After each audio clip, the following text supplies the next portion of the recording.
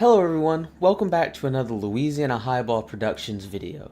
Today we're going to be doing another review, this time of the FEF-3 by Smokebox. As many people know, Smokebox is known for creating highly detailed content for Train Simulator, and basically anything with a Smokebox title on it you should probably think about getting for Train Simulator. He's created locomotives like the Consolidation, Jupiter, and of course the FEF-3 for Train Simulator 2017. The FEF-3 was originally released in 2014 as a Train Simulator 2014 DLC release, but it's had a ton of updates since then, so it's still kind of relevant to cover it today. So we're going to be taking a look at the base pack and also the Overland livery pack that you can buy separately as an additional purchase. So let's start off by looking at the base pack. So in the base pack, you get a number of different locomotives and tender variants. So we're going to look at the main two differences and the two models that come with the pack, the locomotive and the passenger cars. And I believe I have all the passenger cars right there.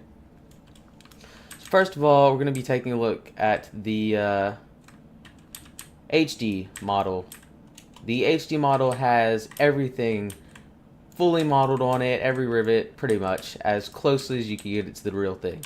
And the other one is the SD model, which has some of the rivets taking off of it and some of the extra modeled 3D model detail off of it to help with frame rates. It's really good for people who don't have the best computer. Like, whenever I had my old laptop, the SD model is what I would use because I can get the same simulation feel from a locomotive that worked a little better on a low spec machine. So next we're going to look at some of the configuration options you have for these locomotives. You have two different paint schemes you can choose from. This one is kind of, I'm going to call it the passenger lined black. Yeah, let's call it that. You can see it has all the lining around the wheels and the line running down the running board on the locomotive. The other livery you can get is the, I would call it a freight black in parentheses. They're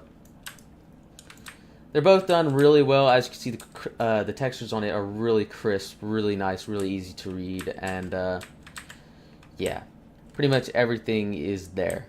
So these are also pretty much fully renumberable. You can renumber them to any locomotive included in the FEF-3 class. There are number 835 to number 844, and yeah, so it changes the number boards up here, the number boards right here, the number plate right here, and the number on the side of the locomotive. Now, if you want to change the number on the tender, you have to double click the tender in the editor and then select the number that you want. As you can see, I've turned that one to 838. There are also two different tenders you can use, the MU and the no MU tender. The MU tender, which for some reason I have on this model, as you can see, it has all the MU hoses that you need to run an MU setup with a separate tender. This one is the non-MU, and as you can see, it doesn't have all that fancy stuff on the back of it like that one. So moving on, the other things you get in the base pack is you get the SD70 ACE 8444. It's your basic Train Simulator SD70 ACE, no special sounds or really anything, and it is renumberable. If you wish to renumber it to a different locomotive, you can do so. Next, moving on to the rolling stock that you get a baggage car, a coach car, and an observation lounge. Now, here's something wrong with this pack, and it's a pretty big nitpick of mine.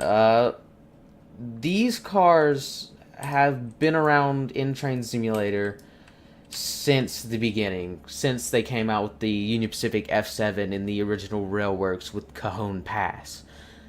And for a locomotive this detail, I was expecting a little bit more from the rolling stock, to be honest.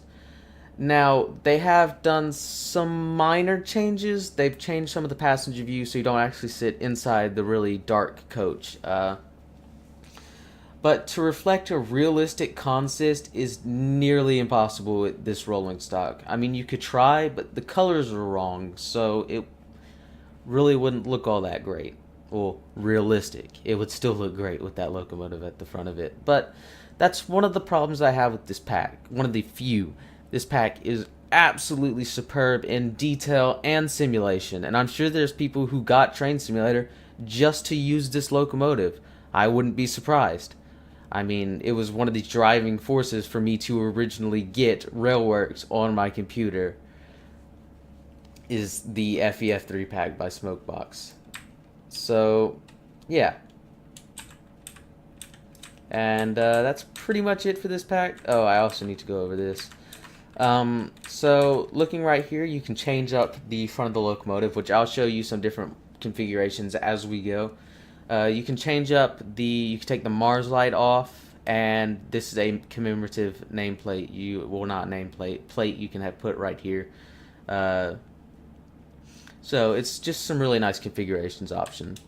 So let's move on to the pack you can buy separately that comes with the Overland liveries. And they are over here on the side of the yard, and as you can see, the frame rate's improved, because these things can definitely hamper frame rates with the amount of polys they have. So as you can see, we have the Overland livery. We have the gray with white striping, and the gray and black with yellow striping. So just really nice skins. These skins are amazing. The detail is just, I don't think it can be surpassed by anything else for a Train Simulator today. Not even by Just Trains or DTG or Victory Works. It's just a simple fact. Also, some different configurations options you can have with any of the FEF-3 locomotives is the smoke deflectors are removable. And once again, you've got the really nice numbering that you can do. These numbers can be changed to reflect, just the registry number for the locomotive, or you could have a train number or anything else like that. But I mean, just look at the detail on this locomotive. It seems like every nut and bolt and rivet on this locomotive has been fully modeled. Although I'm sure that's not necessarily true, he's definitely done an excellent job in making it seem like that it's the real thing.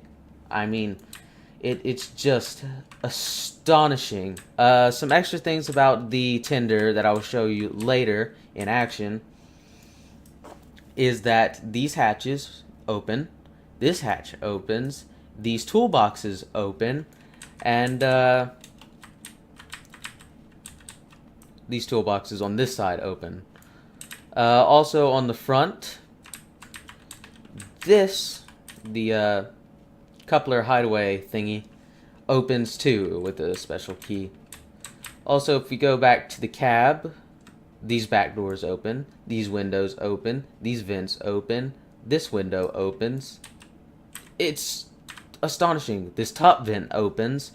Whenever you're using the locomotive, the outside model cab, I guess you could say, fully animates. Everything you move inside of the locomotive, as far as I know, moves on the outside of the locomotive. Even the gauges and dials and everything like that. It's just amazing.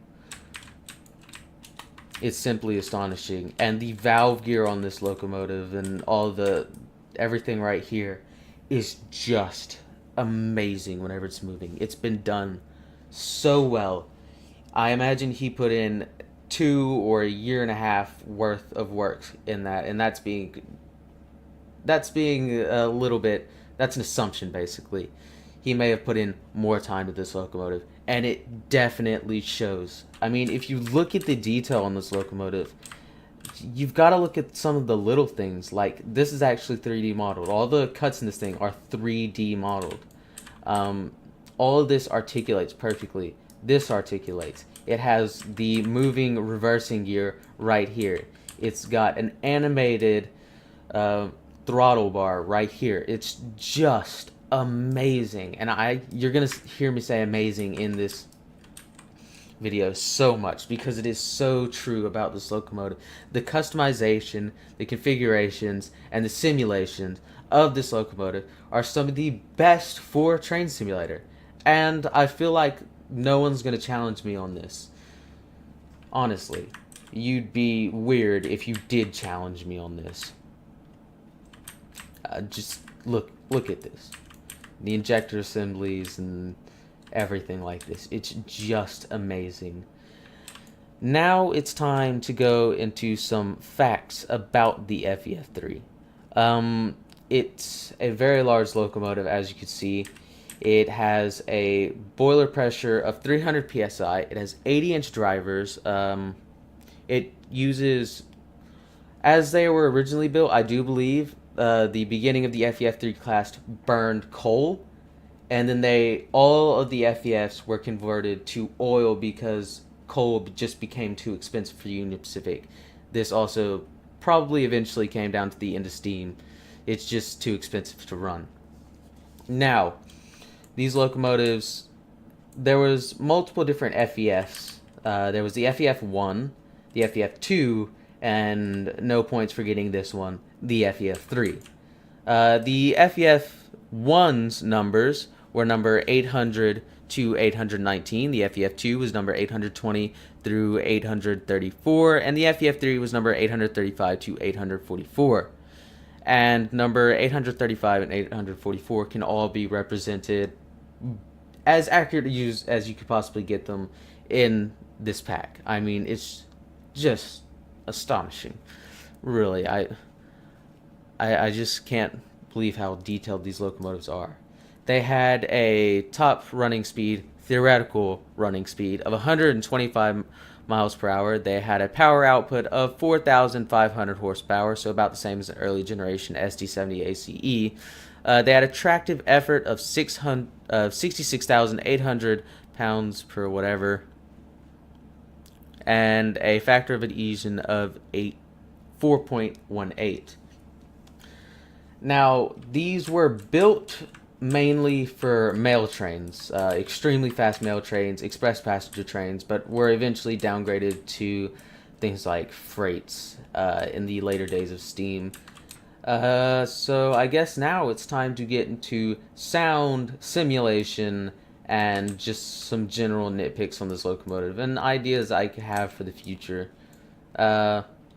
So I will be running this extremely long consist over here. As you can see, these are not the coaches that come with the pack, because why would I use coaches that come with the pack?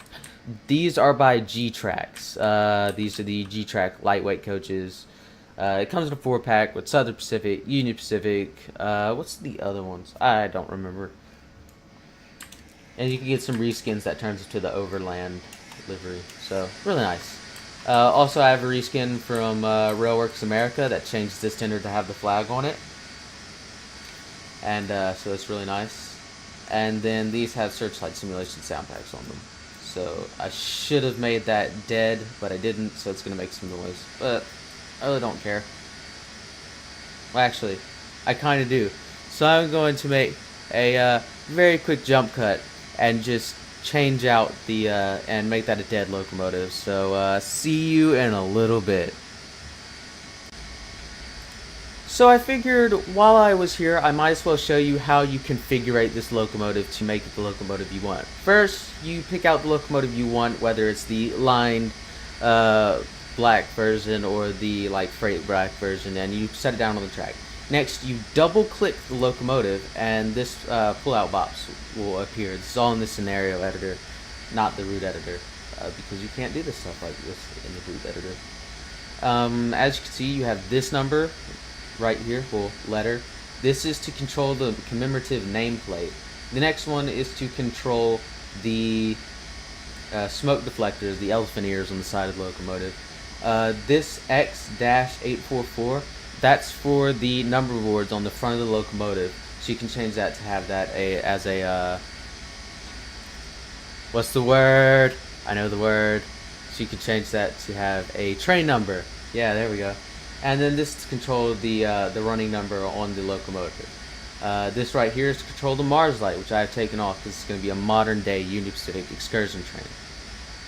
Next, to change the tender, you double click on it and you can change the number on the tender. I will not be doing that.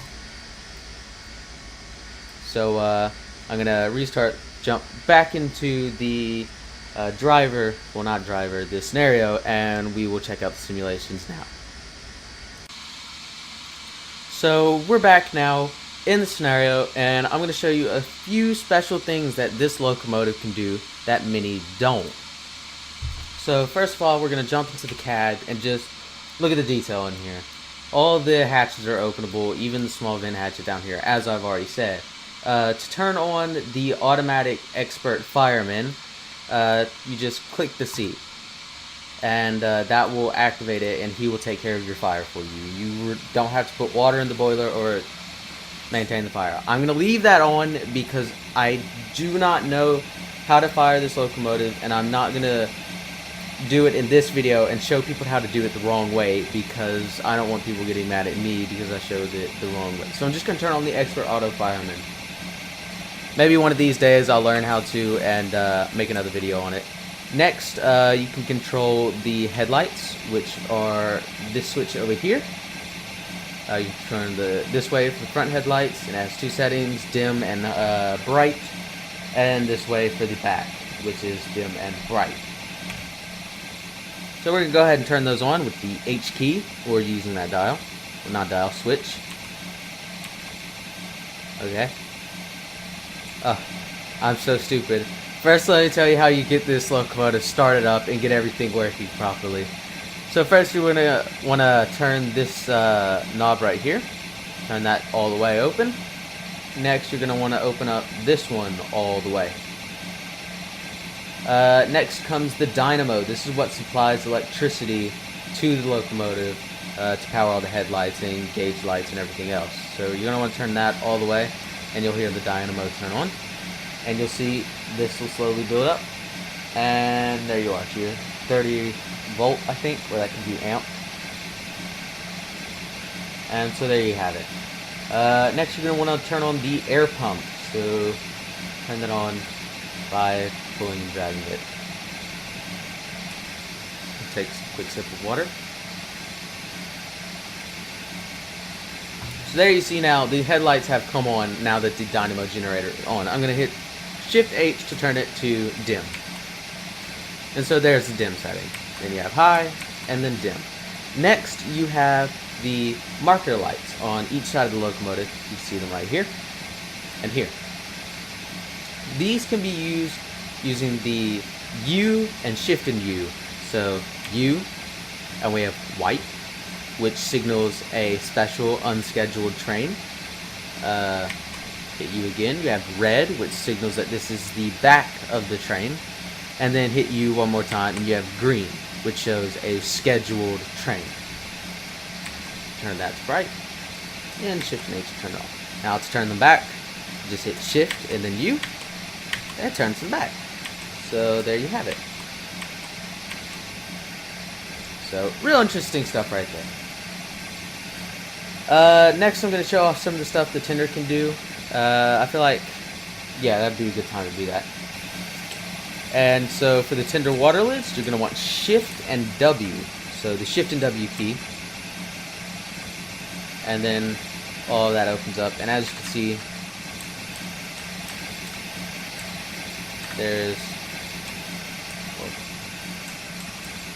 it's really hard to see right now, but there is actually water in there. So I'm going to hit Shift U again. Should all close back up, maybe. So Shift and W. There you go. All fully animated and then close back up. That's really nice. So the tender toolboxes. So I don't know which side this one opens. So it's Control, Shift, and period. I do believe that opened up on the other side. There you go. Control, Shift, and period. Takes a little while sometimes.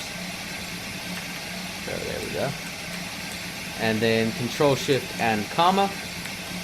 Up this side. Keep it nice. Hit that again. Close them.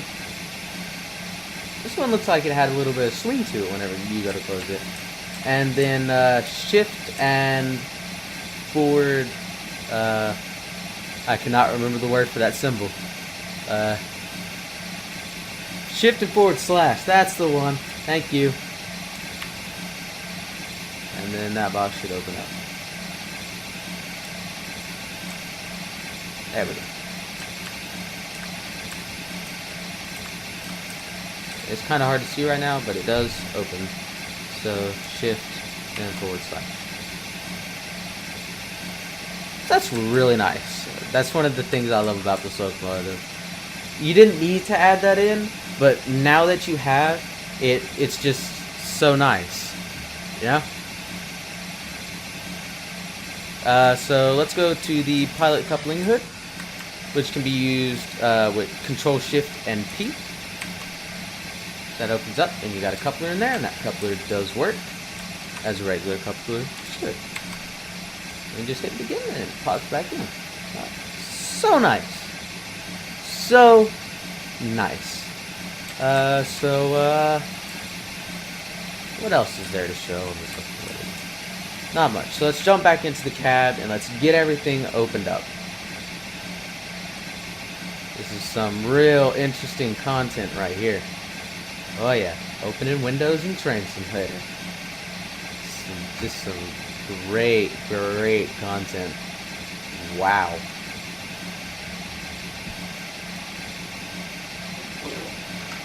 Also forgot to mention the wonderfully modeled plaque on the floor. This is real. Union Pacific 844 does have this on the on its floor in the cab. So it's really nice that they've modeled that.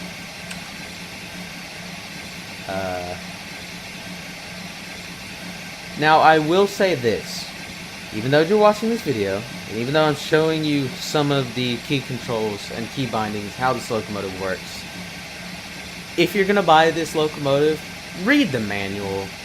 Please, just read the manual. It's not that difficult to read. As a matter of fact, he's made it very easy to read. And it's not hard to find either. You can go to the Steam store page and it can be found there. It can also be found if you just search up FEF-3 manual. So, if you're gonna buy this locomotive, please, for God's sakes, read the manual. So there's one of my little things with this. So next, all this stuff right here, if you wanted to model it in a different time period where it doesn't have all this stuff, you can do so. This can go away, and so can this, and this works too. If you have the SC70 ACE behind you, this will actually cause the noises for it, and I believe just adding the locomotive to the back can give you extra horsepower if it's turned on.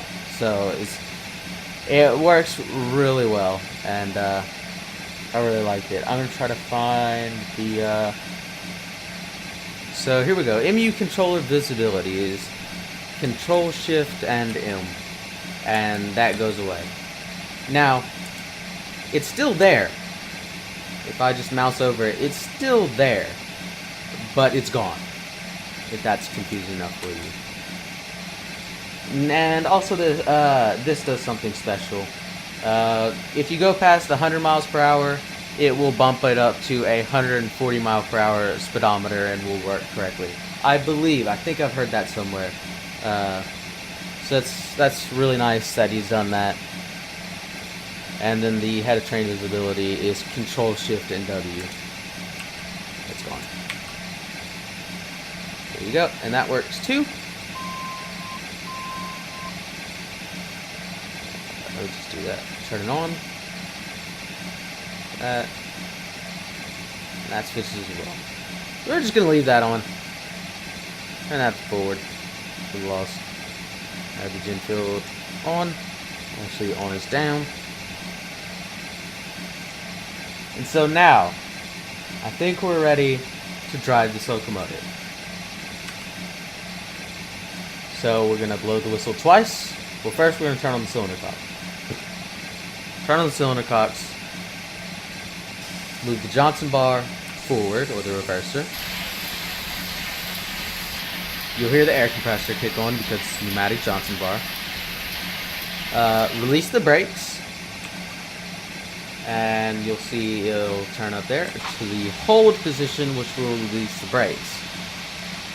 Next, make sure your headlight is turned to bright before you take off.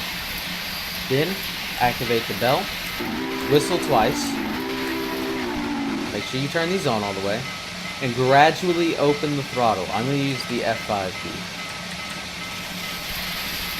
And you'll see steam starts to come out the cylinders. It should start moving here shortly.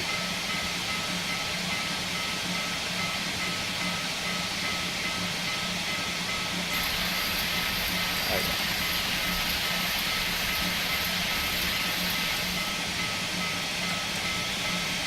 Sometimes it takes a little bit to get her going, but once she gets going, she's quick. Okay, so we're back. The engine definitely did not have its fire go out. The automatic fireman definitely did not get it started back up again. And we definitely did not run out of pressure. None of that happened. So I think we're just gonna start up the engine for the first time.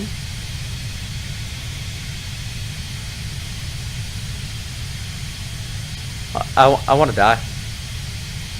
This is not going well. To be honest, not going all that well. So we're just gonna keep on rolling with it. So I'll see you in a second. Okay, we're back for the first time, not the third time. We're gonna get this locomotive rolling. Now, I just want to say, the stuff that didn't happen before, repeat, didn't happen before, that was not the locomotive's fault or Smokebox's fault. That was either me or the game. So, yeah, once again, this is just an amazing locomotive, and now I'm going to show off how good the simulation is for it. So, we got the cylinder cocks open. Just going to open up the throttle a little bit. And watch steam run in there. And we're already moving. A little bit. Want to be careful with the throttle, not to make the engine slip. If you just barely work it open, every time it chuffs, you will have steam rush into there.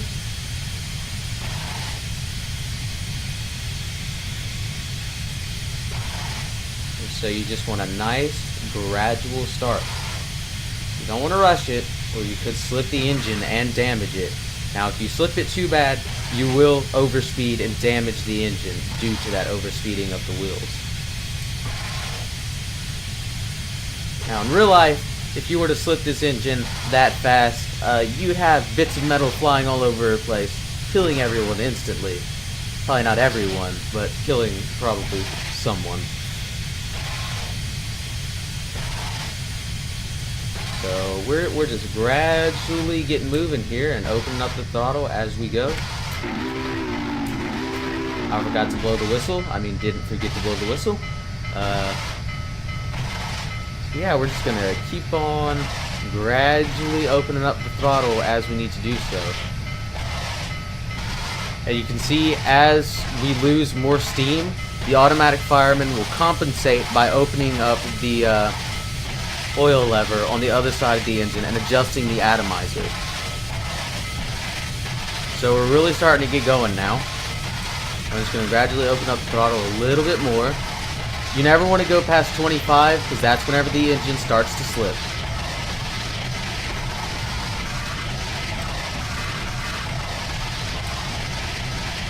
I guess I should demonstrate a little bit of wheel slip in this video. It wouldn't be an FEF-3 review without wheel slip.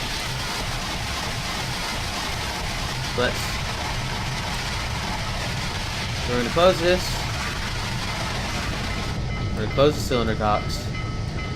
We're going to put the reverse to full, and then we're going to slip the engine.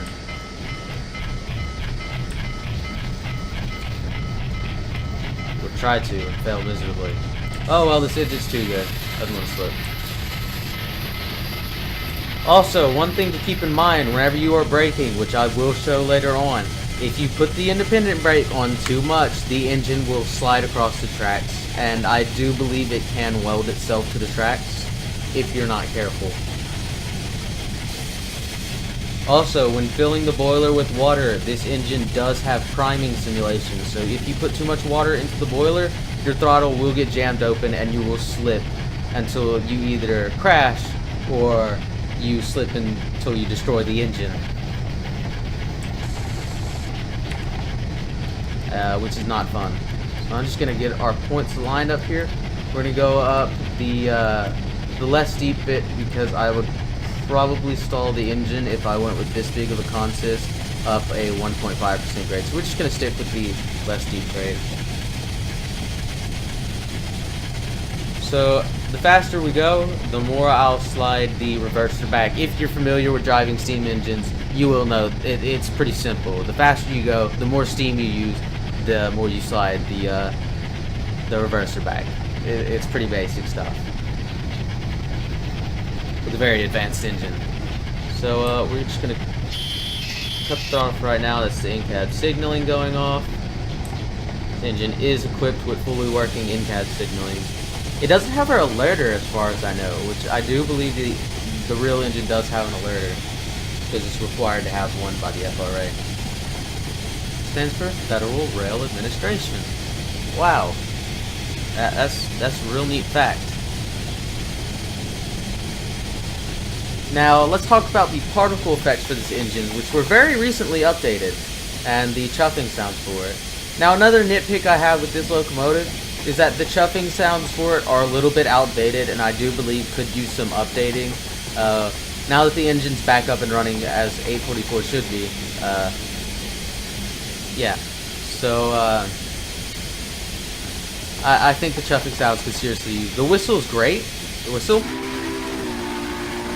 is a coilable whistle. You can change the volume of it by hitting the enter key, the space and enter key.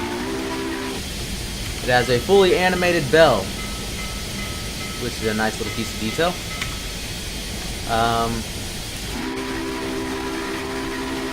Smokebox has also recently updated the engine, changed the way the chuffing sounds work, which have improved the chuffing sounds, I won't lie. It's definitely made them better, so the more you slide the reverser back, the shorter the chuff is, and so at higher speeds you get a better chuffing sound. So that's a really nice thing for them to do.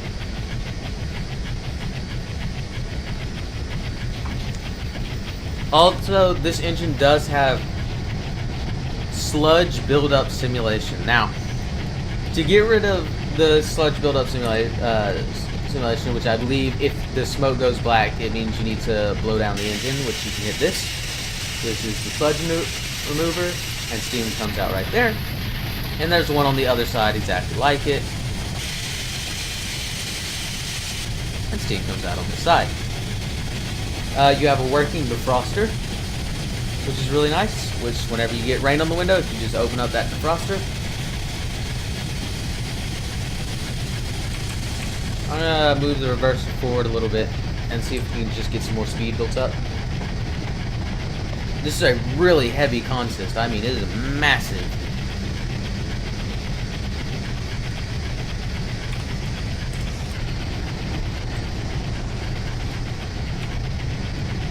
So yeah. There's another thing I wanted to mention about. Oh yeah. And sludge can build up in the injector system and the water glass system. So if you aren't careful with that, it will display the wrong amount of water in there. So every once in a while, you just need to open up that and then close it again, and it should remove any sludge and show the right amount of water. So yeah, that's a pretty important thing you need to remember to do.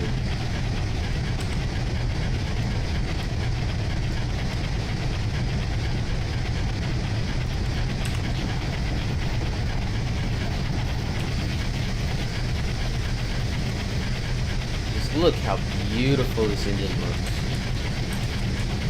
It also comes with, I believe, 3 scenarios, all for Sherman Hill.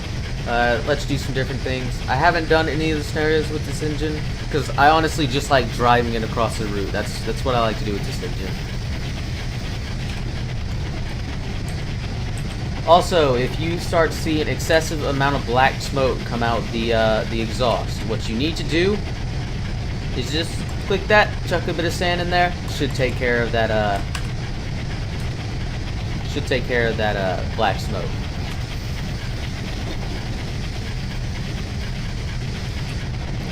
Fill the engine up with water by just that. You move the live injector water open. You open up the injector, water goes in. Pretty simple. Now let's talk about a few facts about Union Pacific 844. So Union Pacific 844 was built in 1944 by the Alco Locomotive Works, as was all of its sisters. It was the last locomotive ever to be delivered, last steam locomotive ever to be delivered to the Union Pacific. There we go. And so we are losing some serious steam. We'll move that back. It is the only locomotive in the United States to be continuously operated by a Class 1 railroad, which means this engine has never been retired. So, yeah, that's excellent that they've kept it in this great of shape and have run it for that long. Now, after the initial end of steam, it was allocated to doing some pretty nasty jobs like clearing snow in Cheyenne Yard. But, I mean, if it's what it took to keep the steam engine running, then so be it.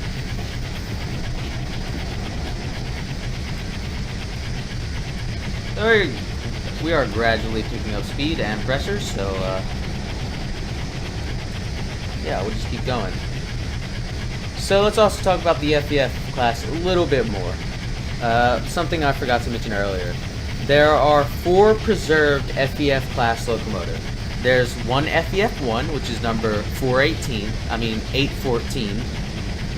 One FEF-2, which is number 833, and 2 FEF-3, 844 and number 838. 844 is the only operating FEF-3 in the United States. And 838, if you don't know, is 844's parts engine. It's pretty much stripped down to the bare minimal, and they take parts of 838 and put it on 844 if they need to.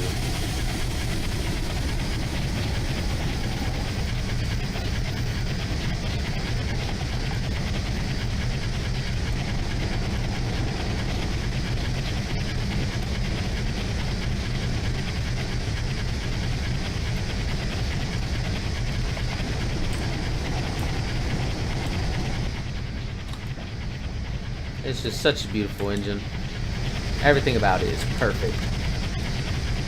So let's get a close-up of that Valkyrie in motion. As you can see, this animates, and if I move the reversal, you'll see that this animates, which is really nice. This animates.